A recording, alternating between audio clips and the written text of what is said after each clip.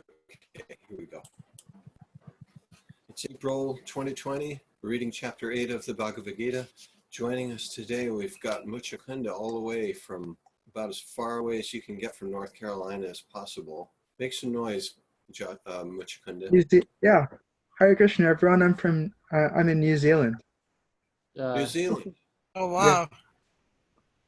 Okay. Yeah. Yeah, we were expecting to see you upside down. Oh, I get the joke now. They don't It's have a very kangaroos. bad joke. Yeah. Hey, I'm entitled to do that. Because I am a dad. Sweetheart, right? But they don't have kangaroos in New Zealand, do they? No, that's Australia, where I'm from. Uh-huh. How come, I mean, New Zealand isn't that far. How come there's no kangaroos there? I wonder why. That's a very good question. I will look it up and I'll get back to you on that. In New Zealand, there's no snakes there. Correct. Yeah, so we miss out on the koalas and kangaroos, but we also miss out on snakes and spiders, which is a good thing. And one of the things that they do have there that you don't see in other places, it's, what do you call it, the haka? Yeah, different traditional dances and greetings. They're very Kshatriya, actually. New Zealand is a very Kshatriya place. Have you learned any of those? No, but I learn things called katakiyas. So not dances, but verbal like greetings and songs and very beautiful culture. Okay, does that include all of the chest pounding and sticking the tongue way out and Nah, opening the eyes up really wide? Nah, those things are more part of the dance, but the karakia and pepiha and stuff is more introducing oneself in relation to one's land and lineage and that kind of thing. Okay, yeah, I'm not trying to intimidate someone before Correct. the battle. Yeah, And just the opposite, kind of trying to make friends. So we read in the first chapter in Bhagavad Gita, blowing of conch shells and beating of drums. So it's kind of like the haka. Very. And so that's like the first stage of a battle. And when Krishna and Arjuna and everybody on that side blew their conch shells, it said it shattered the hearts of their opponent. Yeah. So they knew something was going on. It was some premonition of the way the battle was going to go, just by first shaking up their what do you call it? Just shaking them. What would we say in modern street language? Psyching them out. Right. Yeah. All right. So chapter 8. Chapter 7 ended with a verse. Krishna says, "Sadi bhutadi daivam mam." I am the governing principle of material manifestation. That would be Adi Bhuta and Adi Daivam, the governing all the demigods, mam, me. Sa Adi Yagyam Chaye Vidhu. And then you should know that I am the governing, and I'm also the principle governing all sacrifices. Adi Yagyam. Prayena Kalipi Chamam. So at the end of death, at the end of time, at the end of your life, actually it is Prayana Kali, at the end of your time, you can know me. And so Arjuna's question in text 1 and text 2, he asks about this. So I'm going to start off reading the first couple verses. Kim tad Brahma, Arjuna Uvacha, Kim tad Brahma, Kim Adhyatmam, Kim Karma Purushottama, Adi Bhutam, Chakim Proktam, Adi Daivam, Kim Uchyate. So the word Kim is a question. When you see that in Sanskrit, you understand there's always a question. So it starts off, Kim, what is that Brahman?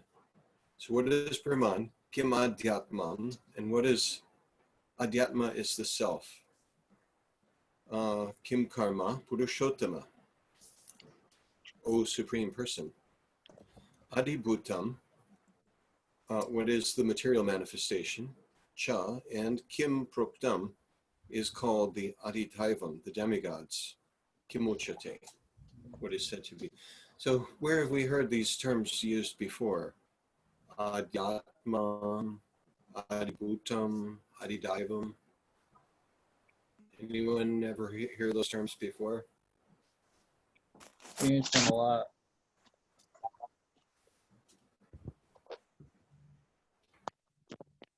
Can you say that again, Garrison? I don't know if it did that cut off for everybody, or was that just me? No means it cut off for you, or Can you hear me? yeah. Go ahead. Say what you said again. Oh, I was just saying that I experience them a lot all the time. Really? Adibhutam, Adidaivam, and Adhyatmam. How so? Not an overwhelming measure, just like in this lockdown, I'm going extremely stir crazy, and I'm just very eager to get. I'm moving back up to Ypsilanti next week, and so I'm excited to be doing kirtan with the devotees again. You know, just haven't. There's no devotees here, so Yeah. it's frustrating. So what do these three terms mean? Mental miseries, physical miseries, and miseries that come from the environment. Uh-huh. All right. And Adhyatmam, which one is that? The mental. Yeah, yourself, the Atma, Adhyatma. And just recently I heard what that prefix Adhi means. It's not Adi, but it's with an H, Adhi. And I think what it means is coming from the Atma. So these three items are connected to the threefold miseries. And here he's just talking about Adhyatmam, the self in general. So what is the self? What is that Adhyatmam that from which these Adhyatma miseries come from? And then Adibhutam, the way I remember it is Bhutam is like bodies, other bodies. Adibhutam. So what is, or the machinery that makes up everything? Adibhutam, Kim Proktam, and Adidaivam, and Daivam is the demigods. So Arjuna inquired, O my Lord, O Supreme Person, what is Brahman? What is the Self? What are fruit of activities? What is this material manifestation, and what are the demigods? Please explain this to me. Text number 2. Who is the Lord of sacrifice, and how does he live in the body, O Madhusudan? And how can those engaged in devotional service know you at the time of death? So how many questions are those? Anyone been keeping count? Let's see who's first to come up with it. 5. Okay. What is Brahman? What is the self? What are fruit of activities? What is the material manifestation? What are the demigods? Okay, that's the first verse. The second one, there's some more. Who is the Adiyagyam, the Lord of sacrifice? How does he live in the body? And how can those engaged in devotional service know you at the time of death? So 8 things in chapter 8. 8 questions. So the rest of chapter 8 will be addressing those things. But what Krishna really spends time on is how do we know him at the time of death? Therefore, Prabhupada has entitled this chapter, Attaining the Supreme. Okay, so I went over the questions. So text number 3, go ahead, Matthew. Read the translation. And the order will be Matthew, Muchakunda, Eric, and Garrison. The Supreme Personality of Godhead said, the indestructible, transcendental living entity is called Brahman, and his eternal nature is called Adhyatma, the Self. Action pertaining to the development of the material bodies of the living entities is called karma, or fruitive actions. Okay. Is that how you would define karma? Someone were to ask you, what is karma? How would you answer it? Eric. Activities that bind one to material nature that inherently lead to some sort of materially pleasurable or painful result. Okay. Actions that bind us to results, whether good or bad. Anything else? How's it worded here? Let's practice it. Who wants to say it without looking?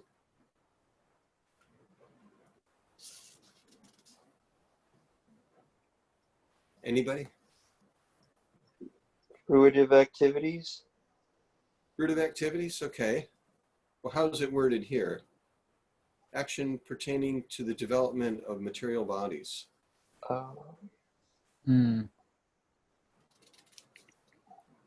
So it's kind of what you said, but simplified or else taken another step further.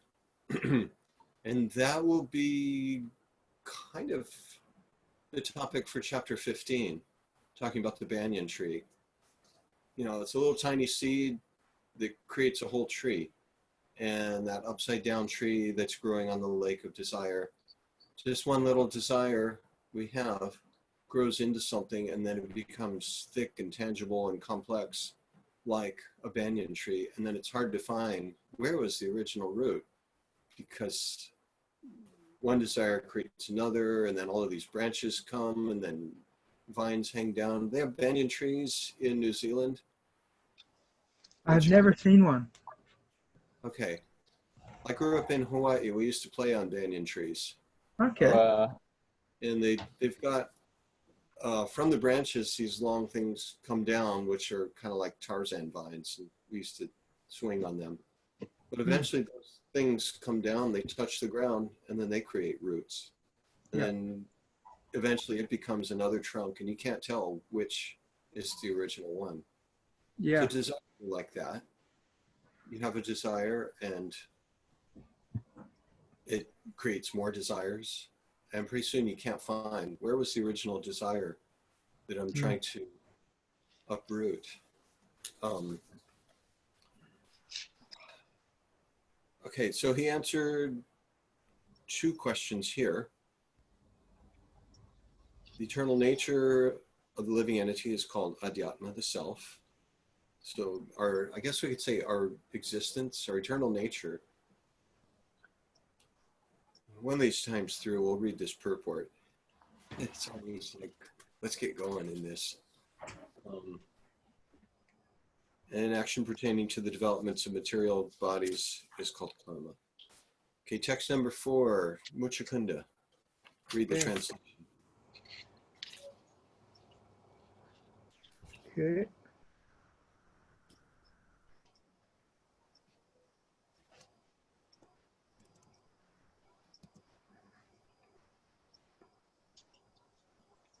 Sorry.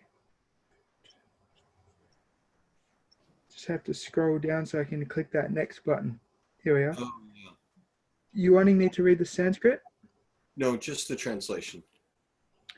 O best of the embodied beings, the physical nature, which is constantly changing, is called Adibhuta, the material manifestation. The universal form of the Lord, which includes all the demigods, like those of the sun and the moon, is called Adidaiva. And I, the Supreme Lord, represented as the supersoul in the heart of every embodied being, am called Adiyagya, the Lord of Sacrifice. Okay, Adibhuta, Adidaiva, and Adiyagya. Interesting way to describe the material manifestation. What does he say about it here? These are good little nuggets, brief things Yes. for explaining explaining things to people. So it's good to pick up some of the phrase. So how do you describe material nature, physical nature? Constantly changing. Yeah. And that kind of takes us back to chapter 2, wherein it's talking about there's one thing that's permanent, one thing that's eternal, and everything else is changing all the time. Right. So what is it that doesn't change? What is it that's permanent? Yeah. And I forget if it was this group, but I was talking to a group of kids once, and we were reading chapter 2, and I said, there's something that's eternal, something that's permanent, something that doesn't change. What is it, kids? And the kids thought for a while, and they all were quiet. And one kid raised his hand and he said, a Sharpie.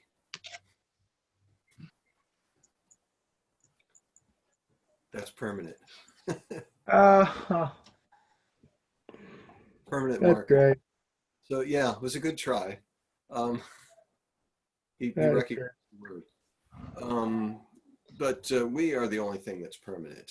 We watch, and I guess the logic, the reasoning behind that, because someone might say, well, I don't know, I'm changing all the time, but we are observing the changes. We remember being children and thinking permanent, that means a Sharpie. But as we're older now, we know like, well, okay, even, if you write with a Sharpie on something, it's not eternal permanent. It does last a long time, but so there's some confusion here for me in this text. okay. So what is Krishna implying, that he's different from the material manifestation and the universal form, what is it called? Adi Deva? Is he only Adi Yagna, or is he all three? He has to be all three because it's Krishna, right? Oh, yeah. Good point. Yeah. Good. Thanks for bringing that up, because yeah, that is a big deal. What is Krishna? Because it sounds like he's saying I'm something different from all of these. Right, and some devotee once chastised me and said, Krishna, I can't remember the phase, but Abhida Cheda, I can't say it, but that he's off this. Veda. Yes, can you say it? I can't remember the exact Chinchya word. Beta. Yes, that's very confusing to me. Yeah, it is. Good. That means you're thinking. And thanks for bringing that up, because we just throw it around so frequently. I'm going to leave that tension. I'm going to let it ride a little longer so we can get the lesson. And it is, and the first word, achintya, means more than confusing. It means you can't really recognize. And if you think you have wrapped your head around it, that means you haven't really thought it through. Achintya. And Bheda means separate. And then you put the negation in front of it, abheda. It's separate and it's not separate. So, of course, it's achintya. And thanks for bringing it up, because in the last chapter, Krishna was saying, I am all of these things. Exactly. And then in 11, he's going to show himself to be all of these things. Chapter 10, again, he's going to say, I am all of these things. And then Arjun's going to say, can I see that? And then in chapter 11, Krishna says, sure, here you go, take a look. So he is all of those things. But then in chapter 9, he says, I am all of these things, but yet I'm not. I am everywhere, but still I'm right here. And Eric's been waiting patiently. He had his hand up. Did you want to add something more to that? Oh yeah, I was just gonna expand upon I guess based on the word achintya in achintya Veda Tattva, that it is ultimately inconceivable by the mind and such. But I guess one of the analogies I've heard that's used is like, well, it's not an analogy. It's, as Srila Prabhupada put it once or maybe several times, it's like in the sense that the Lord and the energies that emanate from the Lord, like his different Shaktis, the Maya Shakti and the Jiva Shakti and the Swarup Shakti, all of those, they're in one sense, part of him, but at the same time, he exists as an independent person, right? In addition to that, so. Yeah. Different schools of thought. This is a big topic that they argue over. Is Krishna all of these things, or is he separate from all of these things? And that becomes the whole struggle between Dvaita and Advaita. Dvitiya Yes. means two, so Advaita means there is no. Prabhupada uses the phrase sometimes, one without a second. So that's a translation to Advaita. And we throw these terms around a lot. Earlier today, I was looking up cliche. I just wanted to see what cliche means, and it actually it's a French word, and it's, let's see, I'm going off topic here, but when printing, people that were printing, they would set up the letters on the printing press, and the page that had the all the letters set on there was called the stereotype. Stereo meaning like two or more than one, I guess, and type, it types more than one thing. And the sound that it made as it, pressed on the paper would make like a click sound, but because it's a French word, they pronounce click as cliche. So the stereotype going cliche, cliche. So Wow. now we have, something that's been repeated again and again and again, so it becomes meaningless. And then that's been connected with the French word for click. That's Cliche. so cool. Yeah. So It's kind of, I guess, a dad joke is something that's been repeated by enough dads that it's become a stereotype of humor. oh, that's so cliche. Right. But coming back to Krishna, I just want you guys to know that I Yeah. really struggled to figure out who this is. Who's this little blue boy? This is like killing me. Yeah. And the phrases that Prabhupada repeats over and over again are not at all cliche. No. But hearing them over and over, because of repetition, we've taken them almost in a cliche way. We'll just say, well, Krishna is the supreme personality of Godhead. But to actually break that phrase apart and what it means, then you see how profound these phrases are. Mm-hmm. Thank you for keeping us on track, Sharyata. Sorry. As we read on, if we're going to start to address who is Krishna, let's just say at this point, he's the person speaking the Bhagavad Gita.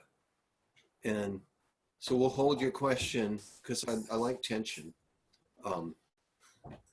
because it keeps you looking, and then phrases that have seemed cliche all of a sudden become like big answers and profound.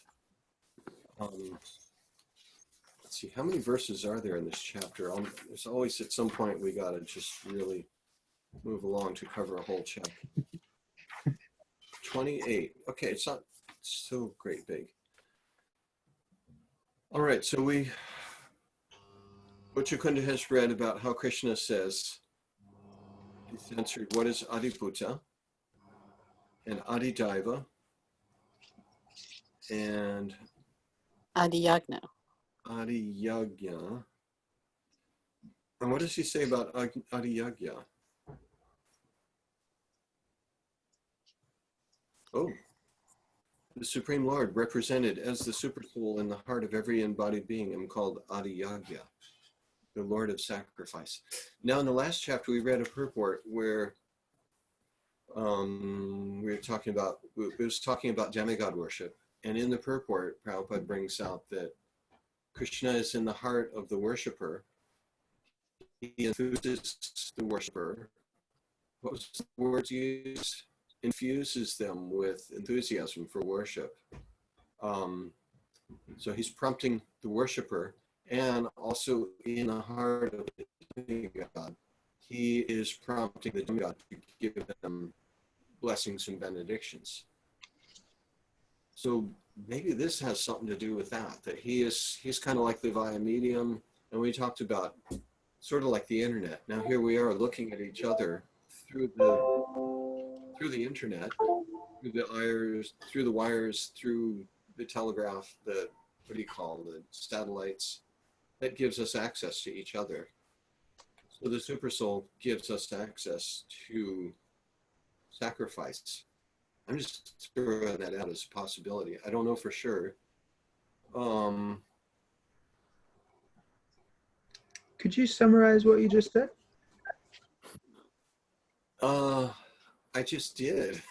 I tried to. No, you did, but even shorter. I'll try again. Thank you. I may have been distracted by the sounds my computer was making because my phone is plugged into it. Okay. In the last chapter, we read about Krishna says, if someone worships demigods, I give them faith in that demigod, and I inspire them to go deeply into that worship, to carry it on. And quickly they get results from worshiping demigods. In the purport to that, Krishna said, he is the Paramatma, the super soul in everyone's heart. He gives them enthusiasm to continue worshiping a particular demigod. Krishna is also the Paramatma in the demigod's heart. He inspires the demigod to give benedictions to the worshiper. So he's like the communicating means, just like the internet is how we're communicating right now. The Paramatma is the communication source whereby the worshiper accesses the demigod. The demigod hears the message from Krishna, give this guy some blessings, help them out, give them what they're asking for. So perhaps that's got something to do with him being the Adi Yagya, the Lord of Sacrifice. And then I'm looking, let's see, whose turn is it to read? Eric, go down, it's a few sentences down. The super soul is called the Paramatma, or Adi Yagya, and is situated in the heart. The word Eva is particularly important in the context of this verse, because by this word, the Lord stresses that the Paramatma is not different from him. Go ahead, read a couple more sentences. The super soul, the supreme personality of Godhead, seated beside the individual soul, is the witness of the individual soul's activities and is the source of the soul's various types of consciousness. The super soul gives the individual soul an opportunity to act freely and witnesses his activities. Garrison. I'm sorry, I'm lost. Which purport are we on? Oh, we're on number 4. On 4, okay. I'll read on because it'll take you a while to find it. Or go ahead, read on, Eric. 2 more sentences. The functions of all these different manifestations of the Supreme Lord automatically become clarified for the pure Krishna conscious devotee engaged in transcendental service to the Lord. The gigantic universal form of the Lord, called Adidevata, is contemplated by the neophyte who cannot approach the Supreme Lord in his manifestation as the Supersoul. The neophyte is advised to contemplate the universal form, or Virat Purusha, whose legs are considered the lower planets, whose eyes are considered the sun and moon, and whose head is considered the upper planetary system. Okay. He's introducing another topic there, Adidaiva, but it is related because he's comparing it to those who are in touch with Super Soul. They worship in a certain way. Those that haven't quite reached that, they worship the Adidevata. Okay, did anyone see anything in in that about the Paramatma that kind of addressed how he is the Adi Yagya?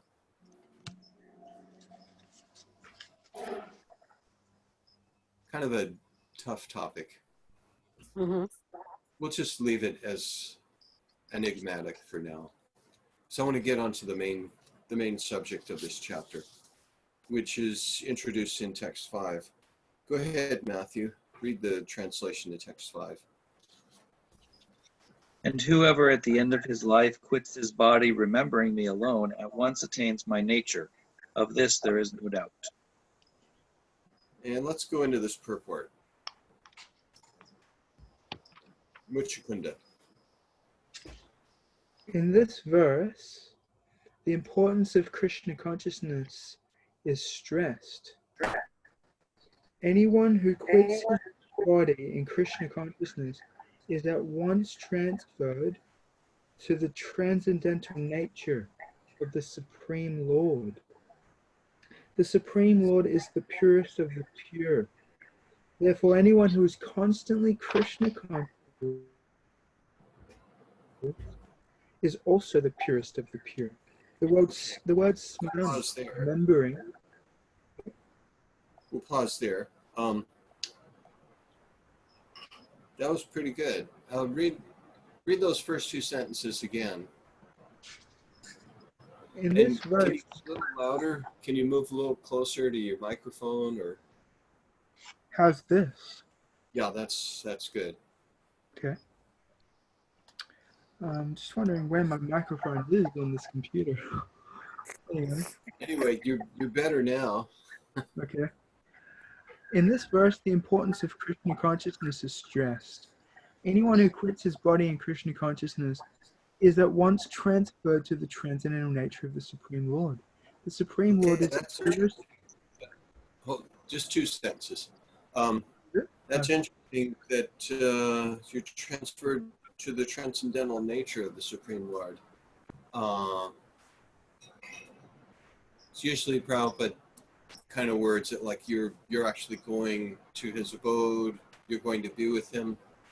I kind of like how he's saying you're transferred to the nature of the Lord, and that's kind of realistic. That's okay. We can become like that, and that is like a prerequisite to going to the abode of Krishna.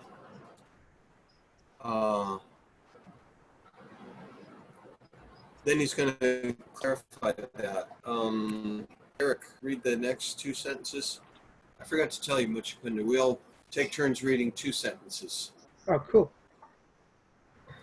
The Supreme Lord is the purest of the pure. Therefore, anyone who is constantly Krishna conscious is also the purest of the pure. And Garrison. The word smaran, remembering, is important. Remembrance of Krishna is not possible for the impure soul who has not practiced Krishna consciousness in devotional service. Matthew? Therefore, one should practice Krishna consciousness from the very beginning of life. If one wants to achieve success at the end of his life, the process of remembering Krishna is essential. Muchukunda. Therefore, one should constantly, incessantly chant the Maha Mantra, Hare Krishna, Krishna Krishna, Hare Hare, Hare Rama, Rama Rama, Hare Hare. Lord Chaitanya has advised that one be as tolerant as a tree. Shiro api Krishnuna. Eric? There may be so many impediments for a person who is chanting Hare Krishna. Nonetheless, tolerating all these impediments, one should continue to chant Hare Krishna, Krishna Krishna, Hare Hare, Hare Rama, Rama Rama, Hare Hare, so that at the end of one's life, one can have the full benefit of Krishna consciousness. It's a nice little simple purport that's got everything packed into it. It's like we could just spend the rest of the night reading that purport over and over again and squeeze a little bit more out each time.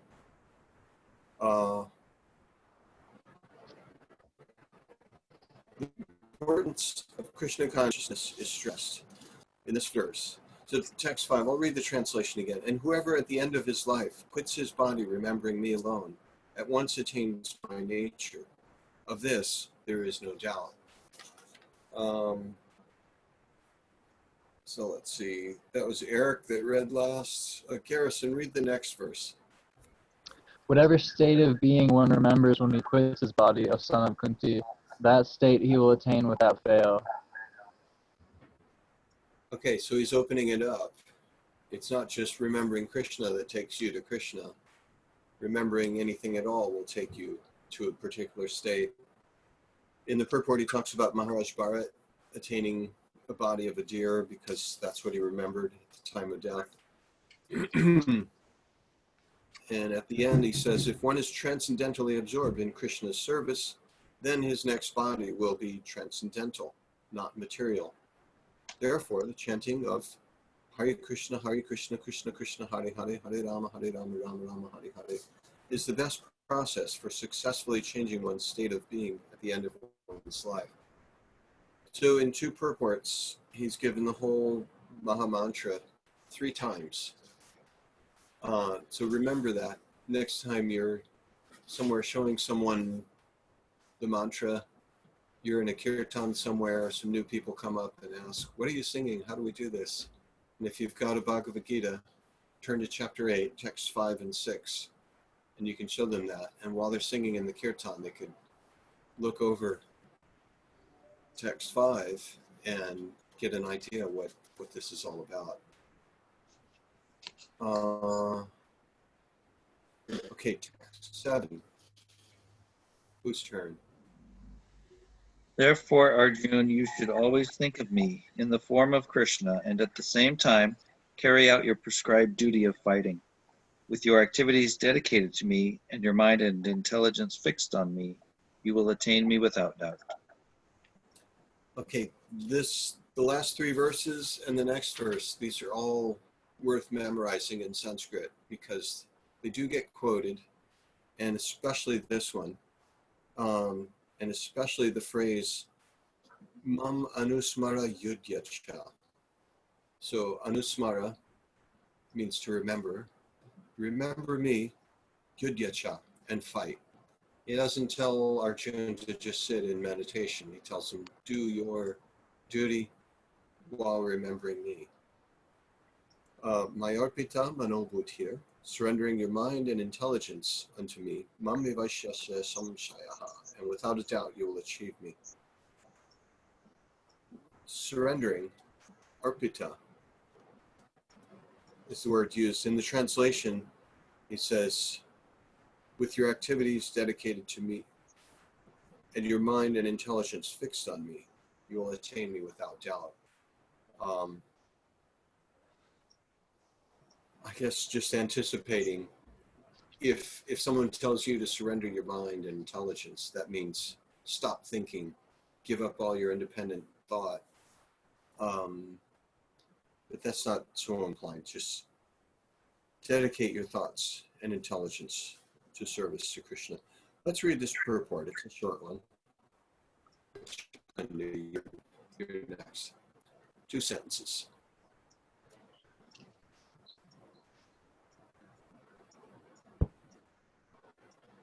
Who's Purport next? to 7, Muchakunda. This instruction to Arjuna is very important for all men engaged in material activities. The Lord does not say that one should give up his prescribed duties or engagements. One can continue them and at the same time think of Krishna by chanting Hare Krishna. This will free one from material contamination and engage the mind and intelligence in Krishna. By chanting Krishna's names, one will be transferred to the supreme planet, Krishna Loka, without a doubt. Okay, he's just pounding those same points in again and again. There's a Sanskrit phrase for that, pounding a post repeatedly with a hammer to drive it into the ground if you're making a fence post. And so speaking the same point over and over again, hitting it from with different words to drive it into our consciousness. So Garrison, read the next verse.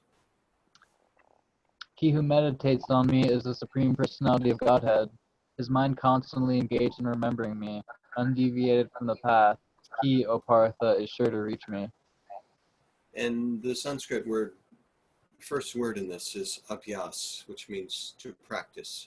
If you want to get good at something, you practice it. Abhyasa yoga yuktena, chetasa nanyagamina. Na anya means nowhere else. Don't let your mind go anywhere else. Paramam purusham divyam yati partanu chintayam. And then you'll achieve that supreme person. Let's read this report too. Go ahead, Matthew. You say read the purport? Yeah. Okay. In this verse, Lord Krishna stresses the importance of remembering him. One's memory of Krishna is revived by chanting the Maha Mantra, Hare Krishna. Muchakunda.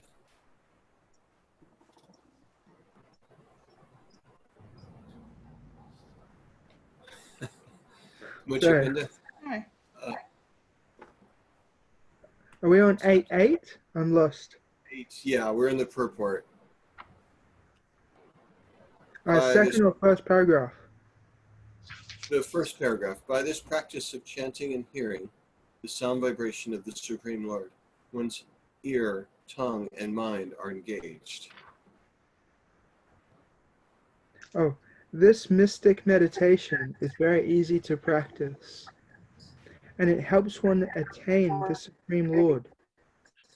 Purusham means enjoyer. Although living entities belong to the marginal energy of the Supreme Lord, they are in material contamination. They think themselves enjoyers, but they are not the supreme enjoyer.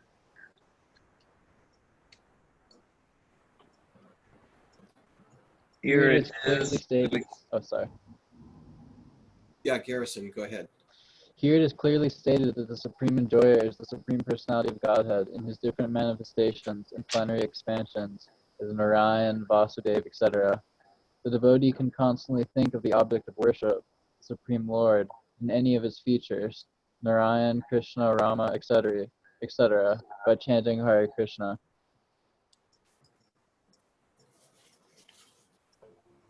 This practice will purify him, and at the end of his life, due to his constant chanting, he will be transferred to the kingdom of God. Yoga practice is meditation on the supersoul within. Similarly, by chanting Hare Krishna, one fixes his mind always on the Supreme Lord. There, Muchakunda. Yep.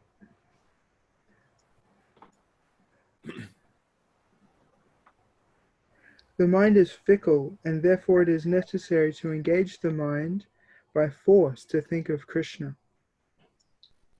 One example often given is that of the caterpillar that thinks of becoming a butterfly and is so transformed into a butterfly in the same life. Similarly, if we constantly think of Krishna, it is certain that at the end of our lives we shall have the same bodily constitution as Krishna. That was cool. And Sumo, welcome. Thanks. Did you find us? We're in Hare chapter Krishna. 8. Yeah, I'll just listen because anyway at 5 o'clock I have to leave. So yeah, I'll just Okay. listen. Which text? We're about to read text 9, Oh, chapter okay. 8. Yeah. I have a question. Oh, good. Is there ever an end, or does I mean, once you get to Krishna Loka, is there ever an end? Does it just keep going? You know, does that make sense? An end to Krishna Loka? No, it's our existence. Oh, to our existence. Once we go to Krishna Loka, do we end there? Better not. Yeah. Well, that was discussed in chapter 2, where Krishna says was we that? have no beginning and we have no end. It will always That's exist. right. That's right. I Okay. remember that now. Yeah. Okay. That was a good question, though. It keeps us on point. We're talking But about something. but isn't that the end though? I mean, that's the goal. Be if you're in Krishna Loka, then that's what you want. You shouldn't we be there forever? Yeah. Okay. Yeah. But at the same time, it will always feel ever fresh. Things go on in Krishna Loka, and Krishna does these similar pastimes, but every time it seems brand new. Like, Yeah. wow, they're doing this again, but it always seems like brand new. I like how one of the gopis said, Krishna, um, I'm trying to maintain my composure when Krishna is around, because, like, I'm not supposed to be looking at the boys, but Krishna has developed this new way of smiling, and I can't. Yeah. Anyway, she says I'm just melting, and I can't help it. I lose my composure right in front of my parents, in front of everybody. It's so embarrassing. So we kind of grew out of that. We've gone through that phase for the most part. It still happens once in a while. We lose our composure looking at somebody else. But Krishna always powerfully, irresistibly does that to his devotees, and they always see it as I'm on a call. smiling in a new way.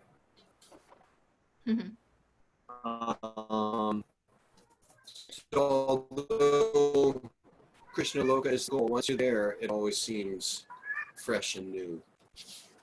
Never becomes stereotype or cliche or hackneyed. All right, so in text 8, he says you should abhyas, you should practice. And then text 9, he's going to give us some ways of practicing to remember him. Whose turn is it? I think Garrison read? Oh, Eric, yeah. Yeah, I think it's my turn because I read the last sentence of that. Oh, got it. Yeah, you only had one sentence. Go ahead. One should meditate upon the Supreme Person as the one who knows everything, as he who is the oldest, who is the controller, who is smaller than the smallest, who is the maintainer of everything, who is beyond all material conception, who is inconceivable, and who is always a person. He is luminous like the sun, and he is transcendental beyond this material nature. I noticed a little contradiction in here. Yes, there something is. Yes, there is. I noticed it. What did you see? I want to see what you found. Well, he's supposed to be inconceivable, beyond all material conception, but then they say he's always a person. This I struggle with. Oh. I do. Okay. Yeah. I think we all do. It is really hard to wrap your head around. I mean, it is said in, of course, in other places too. He can become the smaller than the smallest, the bigger than the biggest, and he is existing in, I mean, in atoms. He's existing in us as Paramatma. So, what are those words? Anima, Garima, all those. I don't know. Oh yeah, Anima, Laghima. Those are the mystic cities, and he has all of those. Right. It can be really small, and really big at the same time, and inside of everything, and outside of everything, at the same time. So this is the way the Upanishads describe the absolute. in these apparent contradictions because, let's see, it's a paradox. And when you have a paradox, then that gives you a balanced understanding of something which is actually inconceivable. When you say he is inside of everything and he is outside of everything, okay, being inside of something we can understand. Like, I am inside my room right now, but I'm not inside all of these other rooms. For Krishna to say, I'm inside all rooms at one time, that's like, okay, that's pretty far out. That's a lot to hold on to. I'm inside every room. We could say, okay, well, we could say what's inside of every room without fail. One thing would be pretty easy is to say, well, we could say there's a computer inside every room, but that's not true because there are rooms that don't have computers. There's a desk or a bed or pillows or a rug, but none of those are true. But one thing that's inside of every room, there is space. Can't get around that. And we could also say outside of every room is space. And that's one of the examples that Krishna gives in the next chapter. He says, as the mighty wind blowing everywhere always rests in space, so in the same way, all things rest in me. So space is outside of everything, and it's also inside of everything.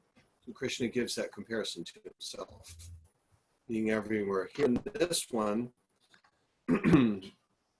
it's the one who knows everything, who's the oldest, who's the controller, who's smaller than the smallest. So that was the thing that kind of threw me off. It's like, he's the controller, but he's really small. How could something really small control everything? Right now, the whole world's being controlled by a little virus. That's having a big effect. It's not controlling everything, though. That doesn't control everybody. There are some people that are immune to it. But Krishna is even smaller than a virus. He's smaller than the smallest. Actually, you just cleared something for me. Okay. The discussion. Well, what is cleared for me, because I've always felt that Krishna is, because some people, he's more than, he is a person, but he's also all these other things. See what I'm saying? So I can accept that in his temples, he accepts, the food offerings. He's a person. He does all these pastimes with the gopis, but he's also pure consciousness, the self, smaller than the smallest, the whole universe, beyond the universe. So I feel somehow, thank you for clarifying it for me, I'm not bound by one description of Krishna. He's not just a person, he's everything. For me, anyway. Yeah, we're all going to have a different conception of him because he's so big. There's just so much going on in him. And I try to understand, I try very hard to understand all these different dimensions, fourth dimension, fifth dimension, all that. And I know that way I know how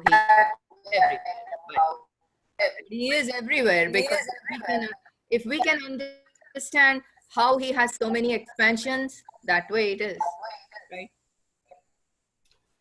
Yeah, Eric's going to help us understand it. Go ahead. Oh, I was going to say, I was just reading a book that was by Srila Narasingha Maharaj that talked about this sort of, like in the beginning, it talked about kind of like these sorts of apparent contradictions. And the way he kind of explained it was like with the analogy of like people approaching an elephant from different angles. So like one person touches the tusk and says, oh, the elephant is like a spear. And then one person touches the trunk and says the elephant is like a snake. And then one person touches the tail and says it's like this, and touches the side. But it's like, it's one entity. The Godhead, Godhead is multifaceted, like think Tripurari Maharaj used the analogy of like a jewel with many faces. Hare Yeah. Krishna. Hare Krishna. Hare Krishna. Are you leaving now, Suma? Yeah, leaving. Hare Krishna. Hare Bol. Everyone say Krishna, hi to Suma. Haribo. Haribo. Krishna. Hare Back to Bol. work. Bye. Thanks Yeah. for that. That really clarified things. Yeah. One point, one word you left out. Those people appreciating the elephant, they're all blind. Oh, Mm. yes. Hmm. I forgot to mention that. Yeah. So they're all touching different parts. One person is holding the leg and saying, well, an elephant is like a tree trunk. Another is hitting the side saying, well, an elephant is like a wall. So yeah, we're very limited in our ability to appreciate the absolute. Here we're told to meditate on him as Avim Puranam Manushashitaram Anoraniyam Sham Anusmaredya Sarvasya Dhataram Achintya Rupam Adityavarnam Tamasa Parastat. And there's the Achintya word again. It's inconceivable. You're going to meditate on something inconceivable.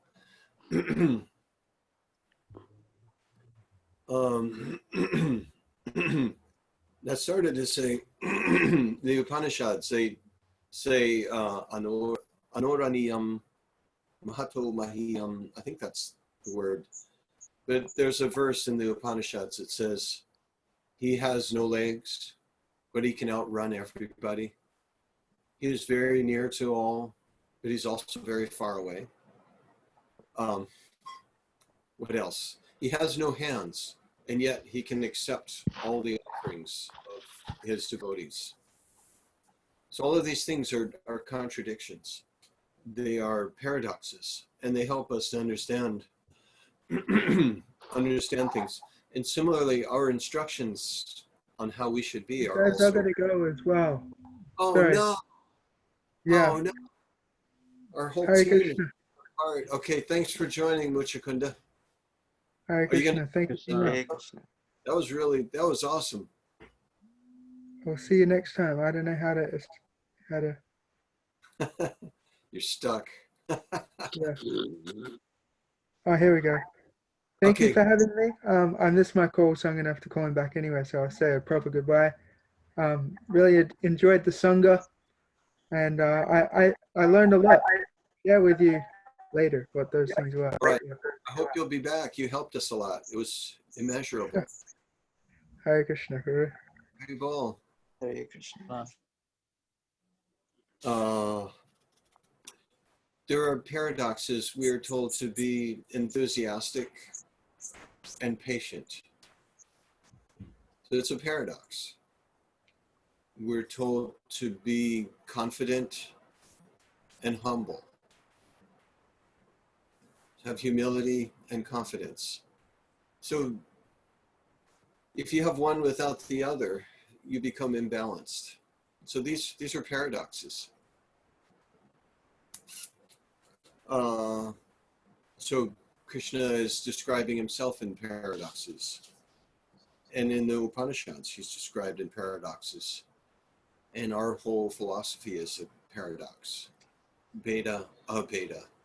How can you be both everything and not everything? But then we just throw that achintya over it. There's a devotee who joined from the University of Illinois. He was a chemistry major, and he joined the temple. He ended up getting involved with the Bhaktivedanta Institute, and he just liked to joke. Like whenever we were trying to sort something out, he would just say, "Oh, you just throw that achintya word in there, and that's how you." But actually, it is part of our philosophy. Jiva Goswami, he says that within, you have to accept that Krishna is inconceivable. If you're going to understand anything at all about him, you have to accept that principle that he is inconceivable. You're not going to be able to balance all this. And all apparent contradictions are resolved in him. And here, there's a Sanskrit phrase for that. It's not coming up right now. But we'll come across it in our readings. And then I'll say, there you go. Dang, so we're 10 verses in. We got about 30 total. So now it's just 3 of us reading, so we can move quickly. But we got Sharita and Elijah to keep us on our toes with questions. Do you want me to take a turn reading? I could, you know. Oh, good. Okay. Yes, please. So why don't you read text 10, the translation? Are you ready? Are you there? Yeah.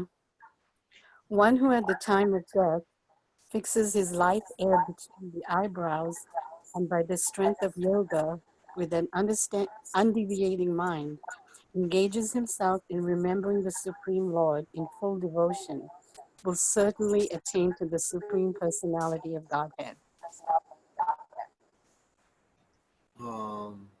In full devotion. That's the key. Yeah, bhaktya. The word bhakti is used in the second line of the Sanskrit. Bhaktya yukto yoga balena chaiva. And yoga balena means on the strength of yoga. By the strength of yoga. So by practicing yoga, that gives us the strength to keep our mind fixed on that verse that we just read about one should think of him as the oldest, as the smallest, the supreme controller, achintya rupam, inconceivable form, by the strength of yoga and with devotion. Next verse, who's going to be next? Garrison or Eric? Go ahead, I'm Garrison. after him. That's 10? Okay, Eric, you go. That'll be the new order. Persons who are learned in the Vedas, who utter Omkar, and who are great sages in the renounced order enter into Brahman. Desiring such perfection, one practices celibacy. I shall now briefly explain to you this process by which one may attain salvation. The yogic situation is that of detachment from all sensual engagements, closing all doors of the senses and fixing the mind on the heart and the light air at the top of the head. One establishes himself in yoga.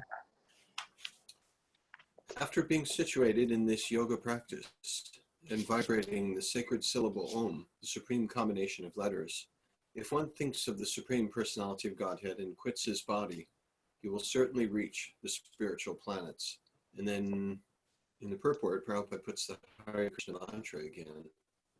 And Sharita, you could read now the next verse. Oops. Whoops. Which text are we in? My 14. my iPad just flipped out. Oh no. Is it 13? 14. Okay. For one who always remembers me without deviation, I am easy to obtain, O son of Pritha, because of his constant engagement in devotional service. So this verse, we started learning the Sanskrit for it last time through. Were you with us on that one, Eric? Yes. Okay. You remember anything from it? Ananya Cheta Satatam. Yeah. Wait. What was the next part? You mom. Mam Smarati Nitya Saha. Okay, I don't know. I don't remember the rest Yeah, of it. we didn't do the second part. Tasyaham sulabha partha nitya yuktasya yogina. Sharita, you can read the translation again. Who are you speaking to? Me? Yeah. For one who always remembers me without deviation, I am easy to obtain, O son of Pritha, because of his constant engagement in devotional service. Okay, I'm impressed, Eric. You remembered that. That's good. Might as well learn the rest of it. But this next verse is actually going to be quoted a lot more frequently by Prabhupada. So this would actually be, these next 3 verses get quoted a lot. And a little phrase from the 4th one and the 5th one also get quoted a lot. Just by listening to Prabhupada's lectures, these verses will stick in your head. So go ahead, Eric, to 15. After attaining me, the great souls who are yogis in devotion never return to this temporary world which is full of miseries because they have attained the highest perfection. From the highest planet in the material world down to the lowest, all are places of misery wherein repeated birth and death take place. But one who attains to my abode, O son of Kunti, never takes birth again. By human calculation, 1,000 ages taken together form the duration of Brahma's one day, and such also is the duration of his night. And Sharita 18. At the beginning of Brahma's day, all living entities become manifest from the unmanifest state, and thereafter, when the night falls, they are merged into the unmanifest again. Again and again, when Brahma's day arrives, all living entities come into being, and with the arrival of Brahma's night, they are helplessly annihilated. Garrison. Yet there is another unmanifest nature, which is eternal and is transcendental to this manifested and unmanifested matter. It is supreme and is never annihilated. When all in this world is annihilated, that part remains as it is. That which the Vedantists describe as unmanifest, infallible. That which is known as the supreme destination.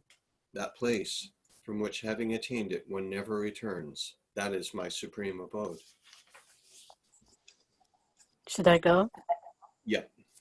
The Supreme Personality of Godhead, who is greater than all, is attainable by unalloyed devotion. Although he is present in his abode, he is all-pervading and everything is situated within him. O best of the Bharatas, I shall now explain to you the different times at which passing away from this world the yogi does or does not come back. Those who know the Supreme Brahman attain that Supreme by passing away from the world during the influence of the fiery god, in the light, at an auspicious moment of the day, during the fortnight of the waxing moon, or during the 6 months when the sun travels in the north. The mystic who passes away from this world during the smoke, the night, the fortnight of the waning moon, or the 6 months, when the sun passes to the south, reaches the moon planet, but again comes back. According to Vedic opinion, there are 2 ways of passing from this world, one in light and one in darkness. When one passes in light, he does not come back, but when one passes in darkness, he returns. Although the devotees know these 2 paths, O Arjuna, they are never bewildered. Therefore, be always fixed in devotion.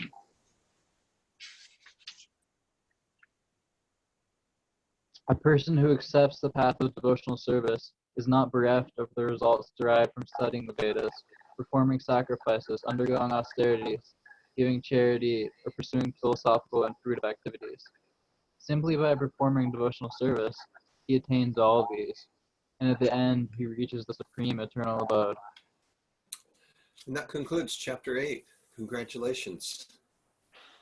Solid work done. Matter what happened today or didn't happen today, we read the whole chapter 8 of Bhagavad Gita, and nobody can take that away from us. They can try. So let's go back. We're not bereft of the results. Yeah, because we did it with devotion. So we're not bereft of the results of what? Go ahead, read the whole verse again. derived from studying the Vedas, performing sacrifices, undergoing austerities, giving charity, or pursuing philosophical and fruitive activities. Simply by performing devotional service, he attains all these, and at the end, he reaches the supreme eternal abode. Let's go back one verse to text 27.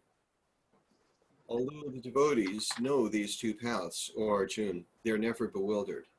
Therefore, be always fixed in devotion. And let's read this purport, because before that, he was talking about those who leave during the smoke, during the night, during the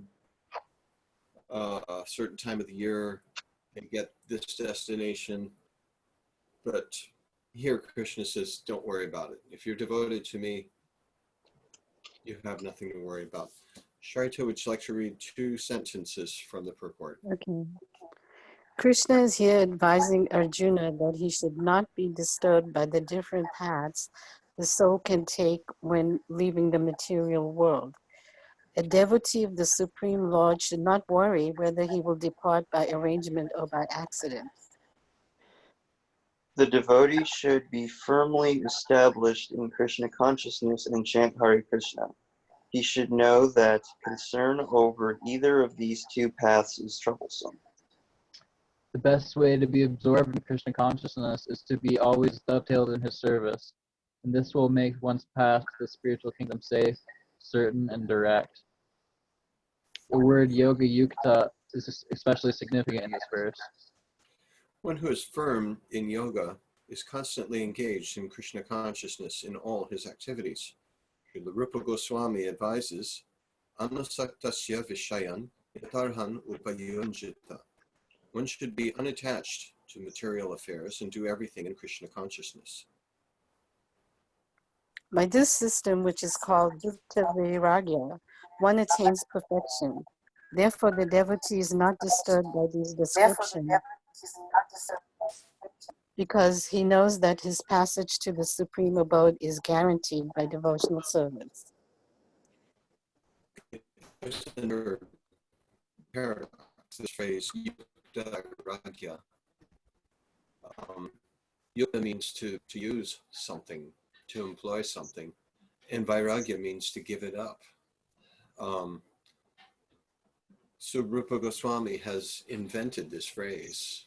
It seems like he's the one that coined it in this verse. Anasaktasya Vishayam Yatarhan Upayunjata Nirbandha Krishna Sambande Yukta Vairagya Muchyate. Bandha Krishna Sambande. So you take something that's not bound to Krishna, Nirbandha, and then you Krishna Sambande, you bind it to Krishna.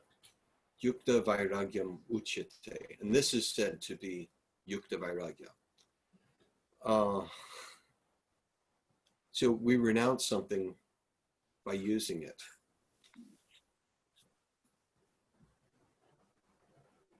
Let's see. Anyone want to try to come up with some crazy analogy?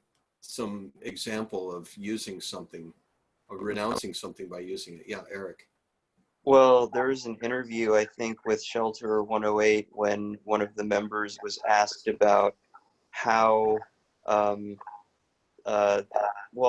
basically how the devotees received the fact that they were playing hardcore music as a form of devotional service, and they just used this term. They said, well, I mean, if you look at it, for the substance of what it is for preaching to, different audiences and to try to spread love of God through, whatever the musicians happen to be good at, then it is Yukta Vairagya. It's engaging one's musical capacities and talents in service of the Lord. Yeah, okay. Powerful example. Playing loud electric music and banging on drums and screaming until your voice is raw to a group of young people. I've been there. They were all back in when was that? The 80s, I think, the late 80s. They're all wearing baseball hats. Oh, yeah. The whole, everybody's head was doing that once the beat got going. And I was thinking, whoa, this is spiritual. So much energy. This was their church. It still is. Yeah, Just totally. throwing everything into it and screaming the words to the songs. That's their church hymns. This is definitely Nirbandha Krishna Sambandhe. Good reference, thank you. And this verse, the part that Prabhupada quotes here in the purport, Anasaktasya Vishayan. So what does that mean? Anasaktasya. Anyone recognize what that word means?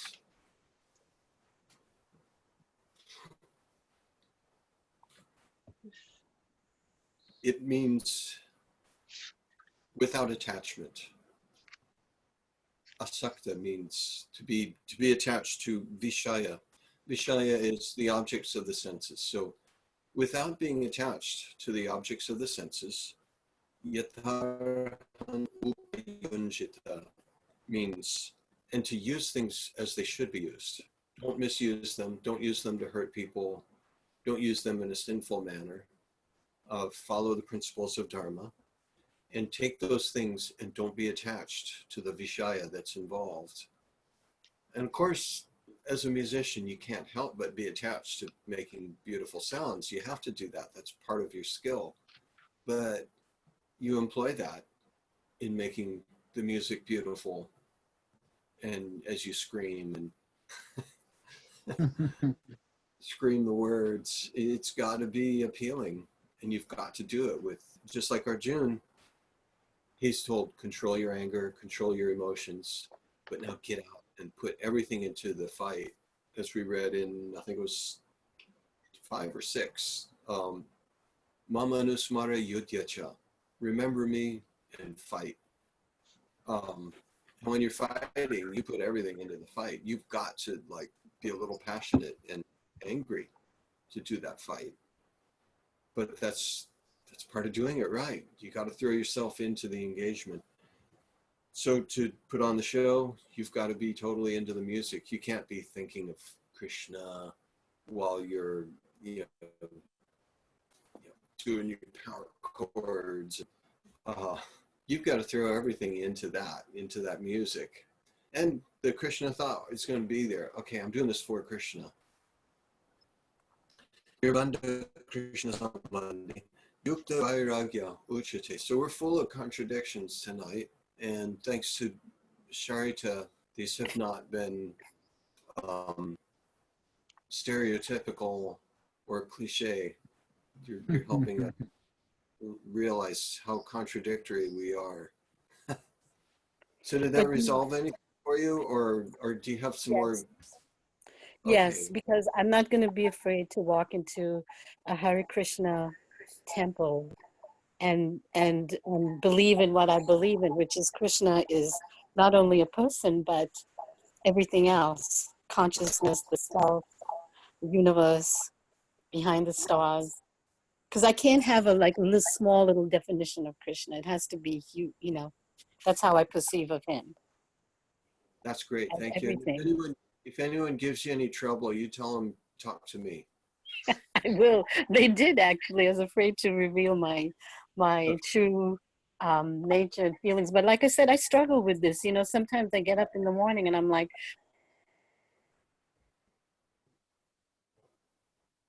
Uh-oh, we lost you. We lost her. Oh no. What happened? She's frozen in time. Yeah. I feel his invisible hand. Oh no. So thank you. Yeah, okay. And we all come to Krishna from different backgrounds. And the background that we come from, we're going to see Krishna. And as Eric pointed out, like a jewel, it has many different facets. All the different cuts on the jewel, they reflect light and they give off their own beauty. And so from a different angle, you're going to it's going to look like a very different jewel to each of us. We're all coming to Krishna in different ways. And for me to say your way is wrong, but oh, well, here's a good comparison.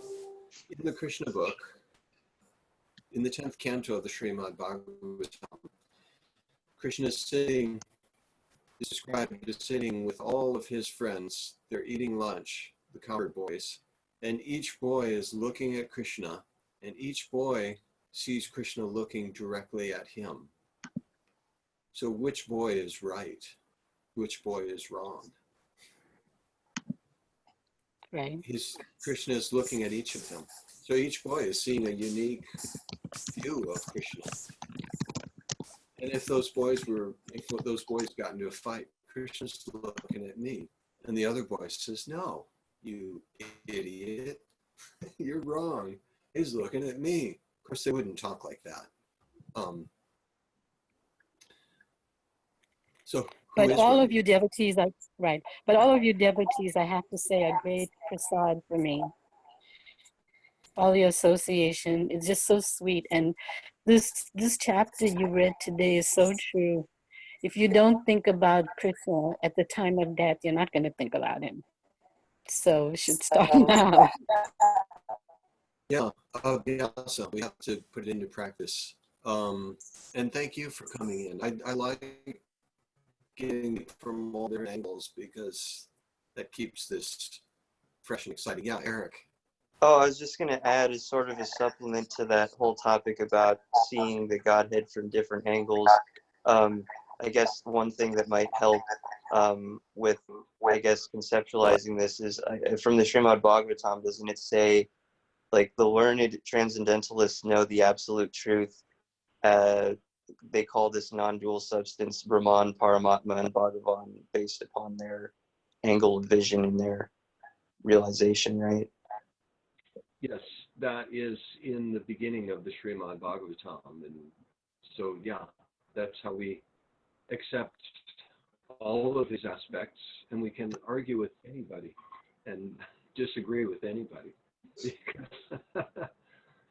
because we accept both. So we can either agree with everyone or argue with everybody we meet. But I prefer to and say, wow, that's really cool. I really like that. And accept what other people have gotten and then try to enter into their understanding and then say, hey, while I'm in here, look at this. And then we throw in this other paradox and contradiction. But thanks for tolerating us, Sarita. You're advised to approach devotees just like one would approach the Ganga, the river Ganga. And there's a verse that actually says, when you approach devotees, sometimes you're going to run into trouble. There are going to be some devotees who have physical defects, who have mental defects, and might even be cruel or harsh. But they said, if that person has devotion, you should approach them just like you bathe in the sacred Ganga. And sometimes there's some garbage that floats down the Ganga, and you just push it aside and you keep taking your sacred bath in the river. And so with devotees, you're going to find little defects here and there. We all have defects. Who is perfect? And they're going to say crazy things. And you just, okay, this side, don't pay attention. I love you all. I have to go. I'm going to go join another Zoom meeting. So thank you. And I love the association. Hare Krishna. Hare Krishna. We love you. Thank you. See you tomorrow. Okay. Thank you. Chapter 8.